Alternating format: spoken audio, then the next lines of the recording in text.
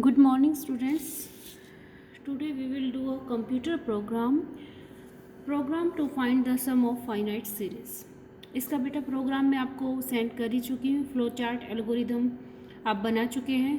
तो अब प्रैक्टिकली देख लेते हैं कि आपको ये प्रोग्राम कैसे लिखना होता है और कैसे इसको रन करते हैं. First of all click on the start button and then open command prompt. Now we want to work in the Fortran, but you can see here that there is documents and setting and administrator. Now I have already told you that to come out of these we have to use cd dot dot, then enter. फिर से cd dot dot लिखेंगे और enter करेंगे. Now to enter into Fortran we will write cd space Fortran. अब आप Fortran में enter कर चुके हैं. अब आपको प्रोग्राम लिखना है तो आप क्या करेंगे, एडिट एंटर. अब देखो बेटा आपके पास ये ब्लू स्क्रीन आ गई है. ये अब आप फोर्ट्रान में काम करोगे तो मैंने बताया ही है कि जो फर्स्ट कॉलम होता है, फर्स्ट टू 6 कॉलम्स में आप प्रोग्राम नहीं लिखते हैं. 7 से स्टार्ट करके 72 कॉलम तक आप लिखते हैं. तो मैंने आपको जो प्रोग्राम सेंड किया है वो आप इस तरीके से लिखेंगे. 7 से स्टार्ट करेंगे. मैंने ये प्रोग्राम ऑलरेडी लिखा हुआ है तो मैं यहीं से ओपन कर लेती हूँ. ओपन fr.4 के नाम से मैंने इसको सेव किया हुआ है. एंटर.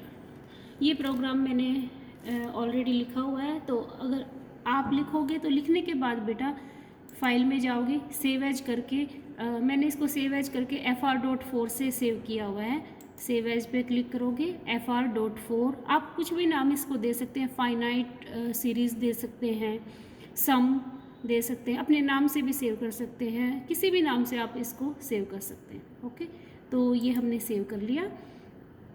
अब हम इसको रन करके देखेंगे कि कैसे इसको रन करना है. तो अब आप क्या करोगे, फिर से कमांड प्रॉम्प्ट ओपन करेंगे. इसको हम मिनिमाइज ही कर लेते हैं. वैसे इसको एग्जिट भी कर सकते हैं बट हम इसको मिनिमाइज ही कर लेते हैं. फिर से हम स्टार्ट पे क्लिक करेंगे और कमांड प्रॉम्प्ट ओपन करेंगे.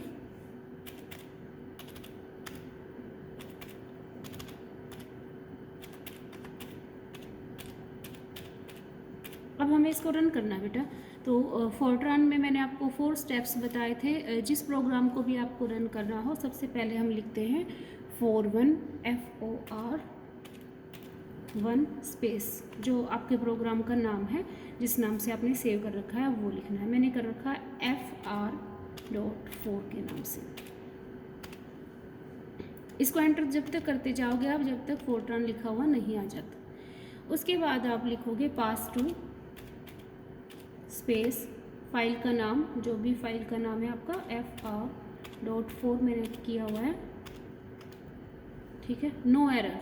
अब देखो मैंने 2 स्टेप्स किए हैं. फर्स्ट वाले में for1 स्पेस फाइल का नाम .4. अब इसमें नो एरर शो कर रहा है. मान लो इसमें एरर होता कोई तो मुझे प्रोग्राम ओपन करके उसमें जो भी करेक्शन यहाँ पर बताता कि किस लाइन में एरर है तो वहाँ पर जाकर उसको करेक्ट करना पड़ता.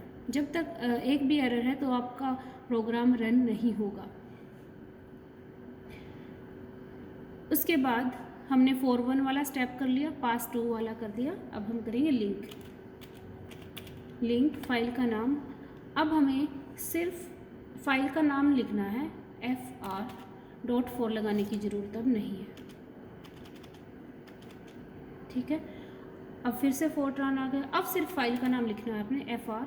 Enter the value of x की वैल्यू ये पूछ रहा है. तो x की वैल्यू सपोज हम कुछ भी डाल सकते हैं, 1 2 3 जो आपका मन करे. मान लो मैं डाल देती हूँ 3. एंटर. तो देखो ये आपके पास क्या आ गया, sum of series is equal to 7.14 e की पावर -001. e की पावर -001 का मतलब क्या है, 10 की पावर -1 है. इसका मीनिंग कि जो ये डेसिमल है 10 की पावर -1 है तो आंसर आपका क्या आएगा 0.7143. तो जो डेसिमल पॉइंट है ये इस साइड आएगा. ये फोर्ट्रान फॉर्म में e⁻⁻001 लिखा हुआ है। तो इस तरीके से आप अपने प्रोग्राम को रन कर सकते हैं। प्रोग्राम मैं आपको समझा ही चुकी हूँ, पहले स्टेप्स आपको क्लियर होंगे ही। फिर भी कोई डाउट है तो आप पूछ सकते हैं। Thank you.